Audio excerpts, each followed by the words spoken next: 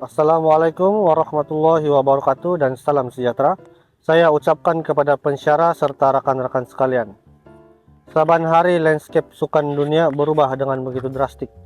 Jika dahulu aktiviti bermain game sering dilabel sebagai hobi yang melalaikan, tidak berfaedah dan membuang masa, hari ini ia telah berevolusi menjadi sebuah industri bernilai bilion ringgit yang dikenali sebagai isukan.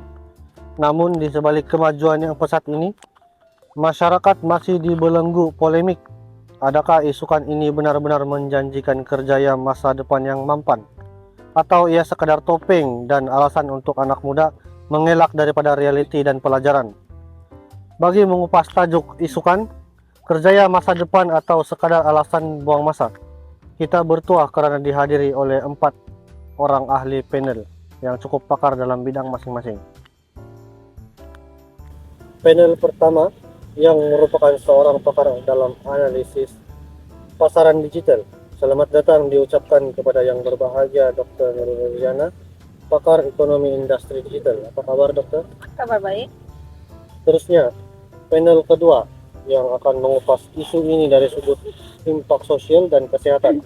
Selamat datang kepada Encik Muhammad Nazarudin, pegawai psikologi dan konselor belia. Apa kabar, Encik? Alhamdulillah sehat.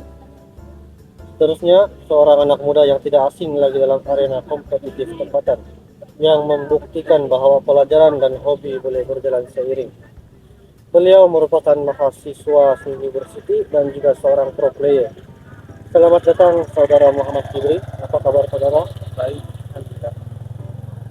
Dan akhir sekali, bagi melengkapkan forum kita pada hari ini, wakil daripada pihak pembuat dasar dan kerajaan. Selamat datang kepada yang berusaha Puan Liana, wakil daripada Kementerian Belia dan Sukan. Apa kabar Puan? Baik.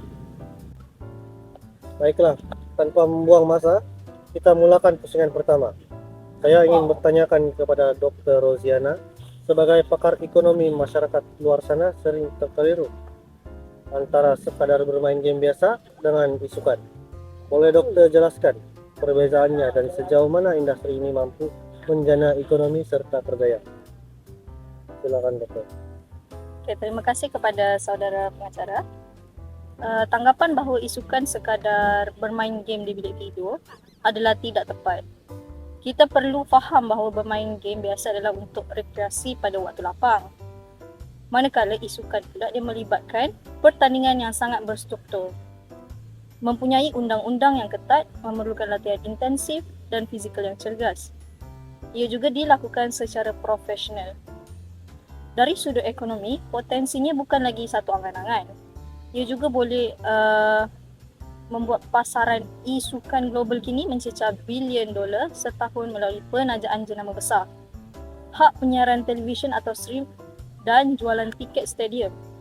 Dengan ini, industri ini bukan untuk pemain sahaja. Ia juga membuka rantaian pekerjaan yang luas seperti pengulas sukan, pengurus acara, penganalisis data taktik, pencipta kandungan, hinggalah ke bidang sains sukan dan pengurusan kelab. Jadi, isukan ni adalah satu ekosistem ekonomi baharu yang sangat dinamik dan realistik untuk generasi muda hari ini. Satu penjelasan yang sangat komprehensif daripada Dr. Roziana. Industri ini rupanya sangat besar. Namun, di sebalik angka jutaan ringgit itu, realitinya ibu bapa di luar sana risau dengan isu ketagihan dan kemerosotan akademik. Saya ingin beralih kepada Encik Nazarudin. Bagaimanakah sudut pandang psikologi melihat fenomena ini? Terima kasih pengacara. Betul apa yang dikatakan Dr. Roziana tentang potensi ekonomi yang dibawa oleh industri sukan. Namun, sebagai pakar psikologi sendiri, saya perlu membawa perspektif yang lebih dekat dengan realiti kehidupan masyarakat. Pertubuhan Kesehatan Sedunia WHO sendiri telah mengiktiraf gaming disorder atau ketagihan bermain game sebagai salah satu gangguan kesehatan mental yang perlu diberi perhatian serius.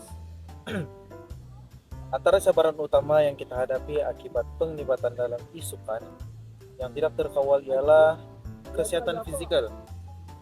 Gaya hidup yang terlalu banyak duduk dan kurang bergerak boleh menyebabkan masalah obesiti, sakit belakang, ketegangan otot, gangguan postur badan, serta masalah penglihatan akibat terlalu lama menghadap skrin. Selain itu, tabiat bermain hingga lewat malam juga boleh mengganggu kualitas tidur dan menjejaskan kesehatan dalam jangka panjang. Yang kedua ialah kesehatan mental dan emosi. Tekanan untuk menang, persaingan yang tinggi, dan pendedahan kepada komen negatif dalam talian boleh menyebabkan stres, kebimbangan, kemarahan yang sukar dikawal, malah kemurungan dalam kalangan pemain tertentu. Kegagalan mengurus emosi juga boleh memberi kesan kepada kehidupan harian mereka. Dan yang ketiga daripada saya ialah isolasi sosial. Ramai remaja menjadi terlalu taksub dengan dunia maya sehingga kurang berinteraksi secara bersemuka dengan keluarga dan rekan-rekan. Akibatnya, kemahiran komunikasi, kerjasama sosial, dan empati semakin berkurangan. Dalam kes yang lebih serius, mereka cenderung mengasingkan diri daripada masyarakat. Platform permainan dalam talian kadangkala menjadi tempat berlakunya bully cyber, penggunaan bahasa kasar, penipuan, dan pengaruh negatif yang boleh memberi kesan buruk terhadap perkembangan sahsia remaja. Oleh itu, saya ingin menegaskan bahawa isukan bukanlah sesuatu yang buruk secara mutlak. Namun, tanpa kawalan disiplin diri, pemantauan ibu bapa, serta keseimbangan antara permainan dan tanggung jawab harian, isukan boleh bertukar daripada satu peluang yang menjanjikan kepada satu ancaman yang menjejaskan kesihatan, pendidikan, dan masa depan generasi muda. Yang penting bukan sekadar bermain, tetapi mengetahui had dan mengamalkan gaya hidup yang seimbang. Satu teguran dan peringatan yang amat mendalam daripada Encik Nazarudin. Jadi ada pro dan kontranya di situ. Sekarang mari kita dengar satu suara daripada kita punya pro player yang sekarang daripada pengamat isukan itu sendiri, yaitu Saudara Kibri. Ya saya. Sebagai seorang mahasiswa dan juga pemain profesional, bagaimana Anda mengimbangi dua dunia yang sangat berbeza ini? Silakan. So soalan kamu tanya macam mana saya atau masa saya dengan masa belajar dengan masa bermain game. Terima kasih saudara. Pada pendapat saya, membimbangi akademik dan isukan bukanlah sesuatu yang mudah, kerana kita perlu mengatur masa daripada segi disiplin bermain game dan beristirahat. Sebagai seorang mahasiswa dan pemain isukan, saya perlu mengamalkan disiplin yang ketat serta pengurusan masa yang sempurna. Saya meletakkan keutamaan kepada akademik pada waktu saya belajar. Menyiapkan tugasan, assignment dan lain-lain. Selepas semua tanggungjawab akademik diselesaikan, barulah saya peruntukkan masa untuk sesi latihan bersama pasukan. Dengan cara ini, saya dapat memastikan prestasi dalam pelajaran dan isukan sentiasa seimbang. Selain itu, saya sentiasa mengaitkan diri bahawa kerjaya sebagai pemain profesional mempunyai tempoh yang terhad. Oleh itu, pendidikan tetap penting sebagai pelan senaran. Untuk masa hadapan, bagi saya, isukan dan akademik tidak seharusnya bersaing antara satu sama lain. Sebaiknya perlu bergerak seiring dengan pengurusan masa yang berkaitan. Itu saja. Satu perkongsian yang sangat matang dan berpijak bumi yang nyata daripada Saudara Kibri. Seterusnya, bagi melengkapkan perbincangan kita, saya ingin mengajukan soalan kepada Puan Liana daripada KBS. Sejauh mana pihak kerajaan memainkan peranan bagi memastikan industri isukan ini berkembang dalam suasana yang sehat dan selamat untuk beliau? Silakan Puan. Baiklah, terima kasih saudara pengacara dan rakan-rakan panel yang dihormati. Pihak Kementerian Belia dan Sukan melihat e-sukan ini sebagai satu potensi besar untuk menaikkan nama negara dan bukanlah satu ancaman. Oleh itu, peranan kerajaan adalah untuk mengawal selia, membimbing dan juga menyediakan ekosistem yang sihat dan bukannya menyekat. Antara inisiatif yang telah dan sedang dilaksanakan oleh pihak kementerian adalah mewujudkan garis panduan pembangunan e-sukan kebangsaan, melaburkan dalam pembinaan fasiliti dan memberi dana perkembangan kepada e-sukan dan juga berkolaborasi akademik. Kami bekerjasama dengan Kementerian Pendidikan Tinggi untuk memastikan pendidikan tinggi untuk memastikan atlet-atlet universiti mengekalkan grade PNGK mereka dengan baik. Sekiranya akademik mereka merosot, mereka tidak dibenarkan untuk mewakili negara. Dan kami juga ingin melahirkan atlet yang bijak yang bijak untuk seimbangkan dari segi akademik dan juga kemahiran digital. Terima kasih. Terima kasih Puan Liana. Penjelasan daripada Puan Liana tadi melengkapkan perbincangan kita.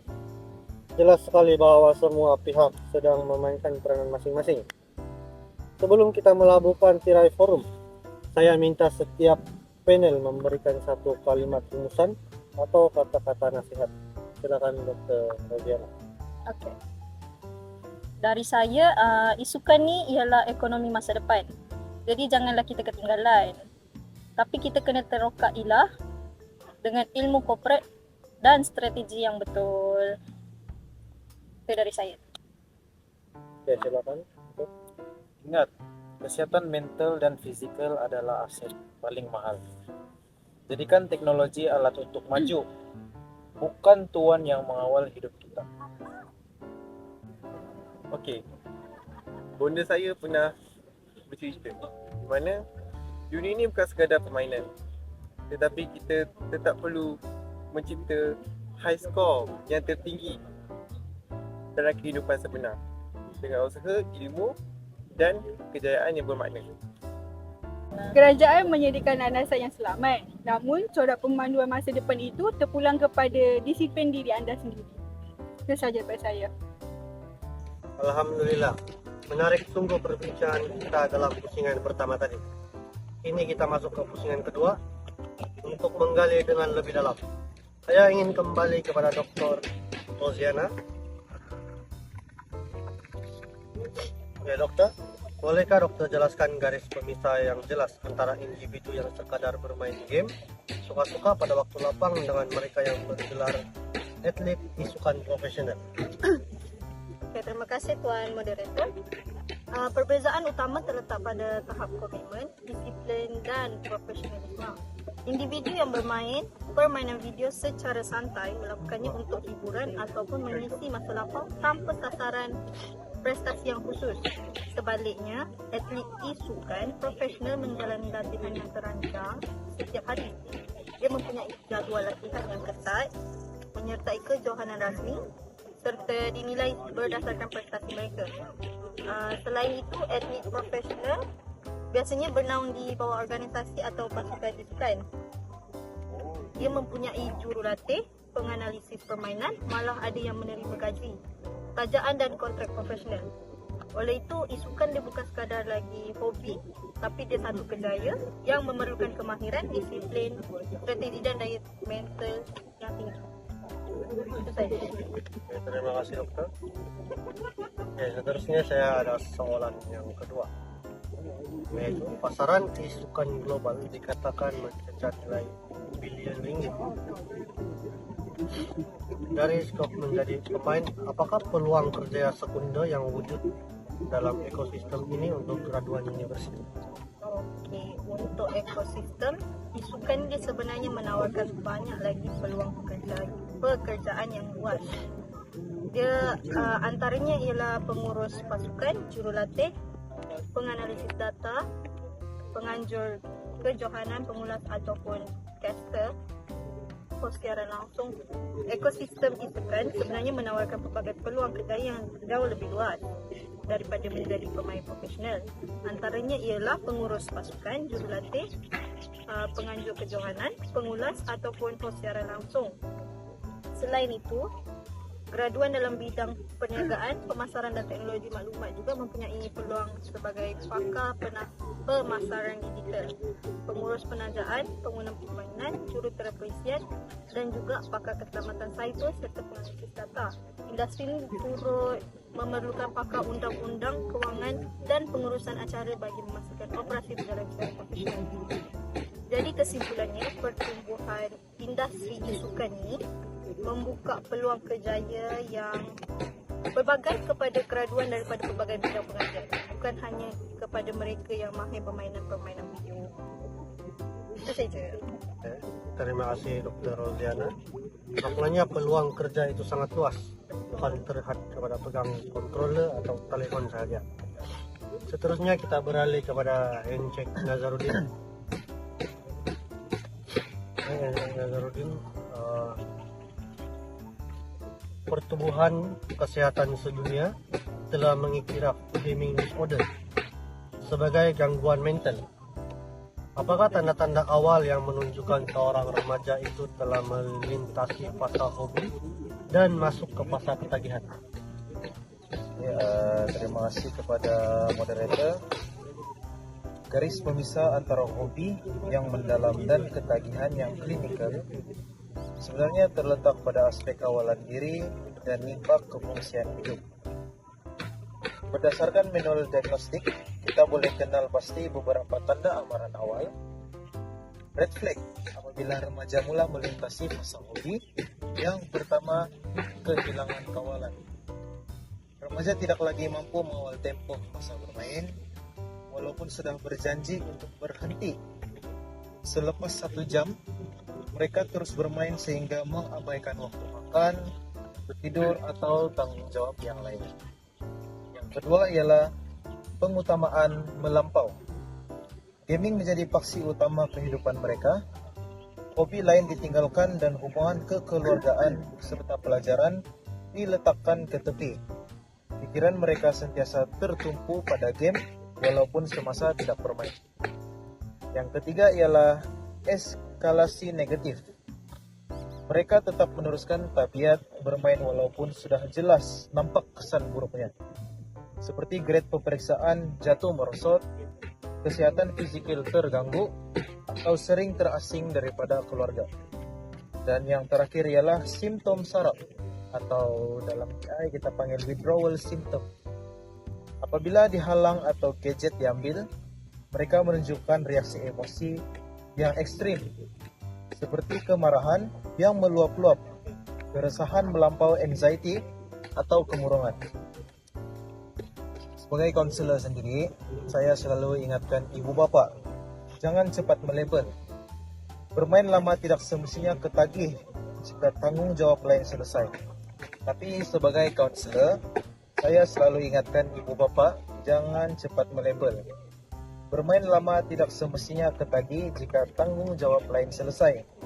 Tetapi jika ada 4 tanda yang saya katakan tadi, daripada seorang remaja pelajar, itulah masanya intervensi psikologi perlu dilakukan. Oke, terima kasih Encik. Jadi saya ada soalan yang kedua pula. Dari sudut sosiologi, adakah community gaming dalam talian ini membantu meningkatkan kemahiran bersosial, atau sebenarnya ia semakin mengasingkan remaja daripada realiti masyarakat? Ini satu dilema sosiologi yang sangat menarik. Jawaban mudahnya, ia adalah seumpama pisau 2 mata. Community gaming boleh menjadi agen sosialisasi yang inklusif, tetapi pada masa yang sama ia berisiko mewujudkan pengasingan jika tidak seimbang. Dari sudut positif, ekosistem gaming modern hari ini bukan lagi activity solo.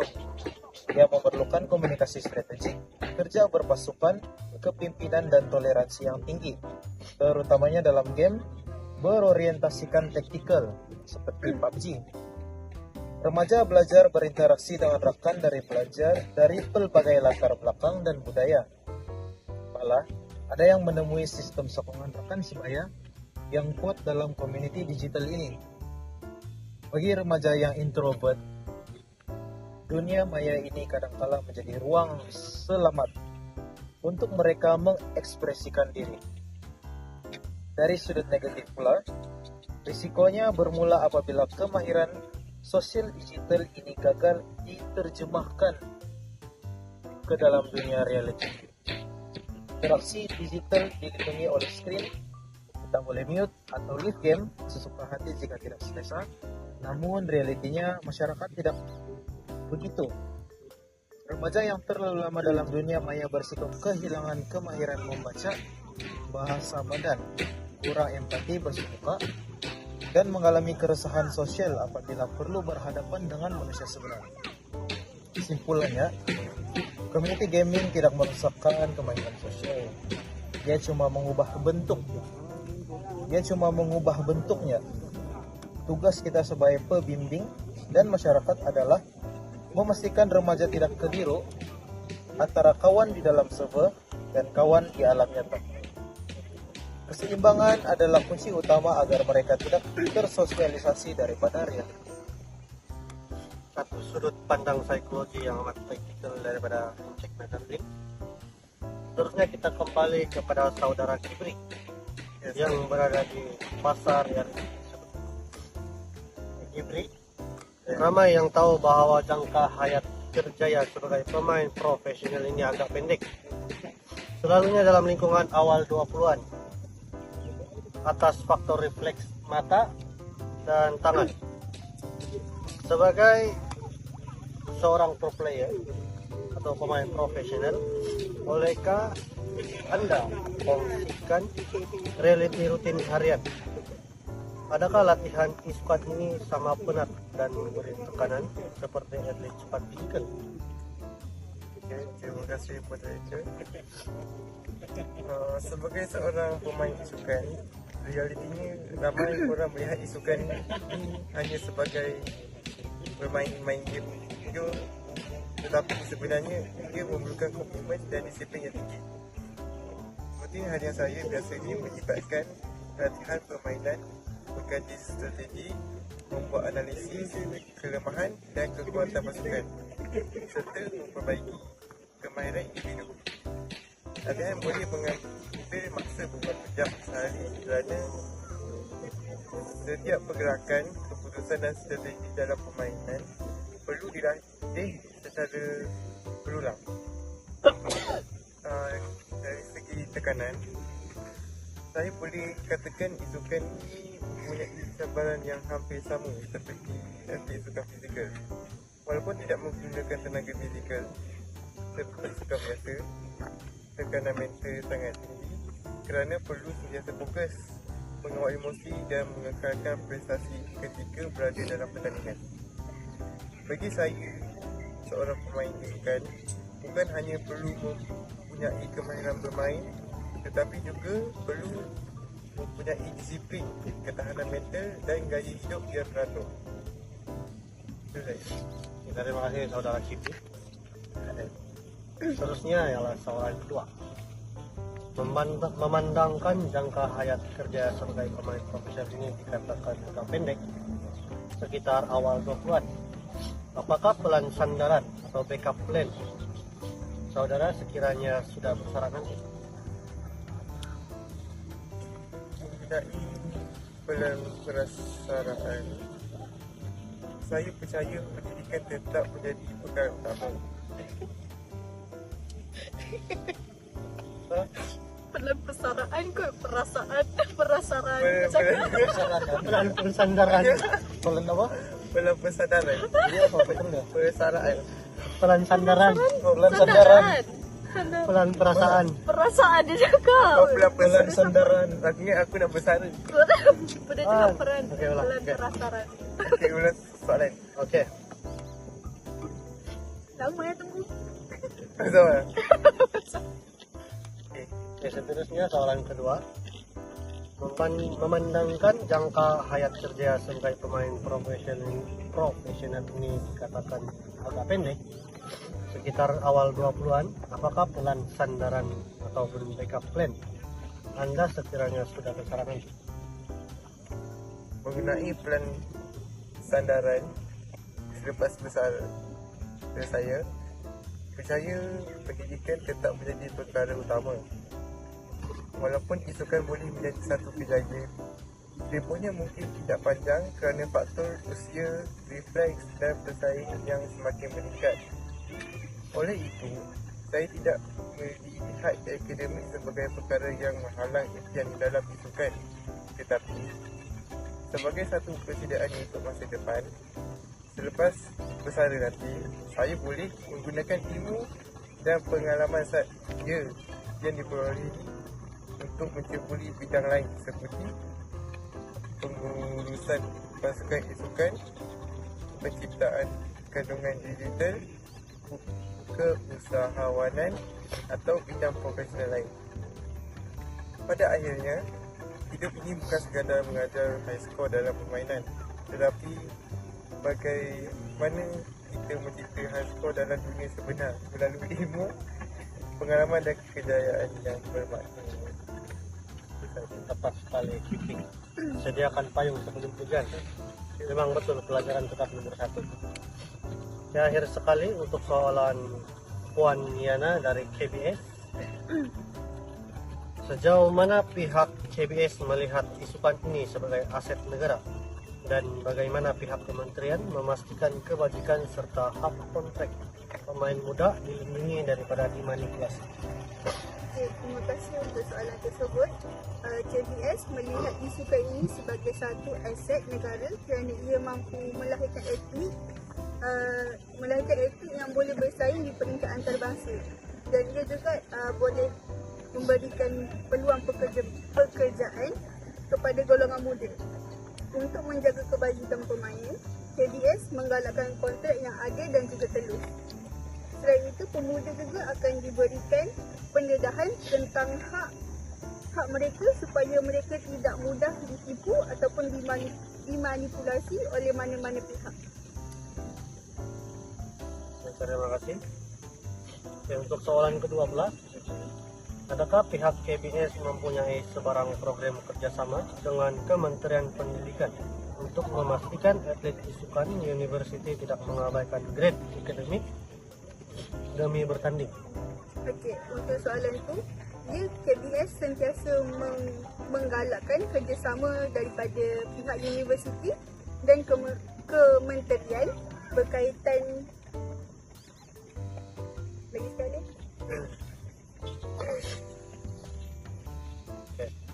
Untuk soalan ke-12, adakah pihak KBS mempunyai sebarang program kerjasama dengan Kementerian Pendidikan untuk memastikan atlet isukan universiti tidak mengabaikan grade akademik demi bertanding? Okey.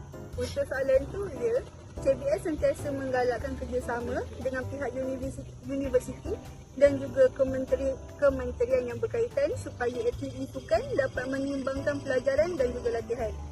Jadual latihan dan pertandingan juga perlu disusun dengan baik agar tidak menjejaskan prestasi akademik pelajar, dan matlamat KBS ialah untuk melahirkan atlet yang cemerlang dalam isukan dan pada masa yang sama mereka berjaya dalam akademik mereka. Terima kasih saya ucapkan kepada Puan Yana, penjelasan yang sangat melegakan hati, terutamanya bagi pihak ibu bapak dan institusi pendidikan di luar sana. Selesai sudah 2 pusingan perbincangan kita yang amat padat dengan ilmu dan perspektif baru. Sebelum kita melabuhkan tirai forum isukan, sabar, ulang lagi. Ya, terima kasih saya ucapkan kepada Puan Yana, penjelasan yang sangat melegakan hati, terutamanya bagi pihak ibu bapak dan institusi pendidikan di luar sana. Oke, kesimpulannya, isukan bukanlah sekadar alasan untuk membuang masa sekiranya ia diteruskan melalui platform yang betul, disulami dengan disiplin diri yang tinggi serta mendapat sokongan padu daripada keluarga dan pihak berwajib. Ia adalah sebuah disiplin baharu yang menuntut keseimbangan antara minda, fisikal, dan intelek. Pilihan di tangan kita untuk mencorakkannya sama ada menjadi manfaat atau mudarat. Saya mewakili seluruh sidang produksi forum ini mengucapkan jutaan terima kasih kepada barisan panel yang hebat atas perkongsian mereka. Dan terima kasih juga kepada para penonton yang sudi meluangkan masa. Sehingga kita bertemu lagi dalam sesi forum yang akan datang. Saya sudahi dengan wabillahi taufik wal hidayah. Wassalamualaikum warahmatullahi wabarakatuh.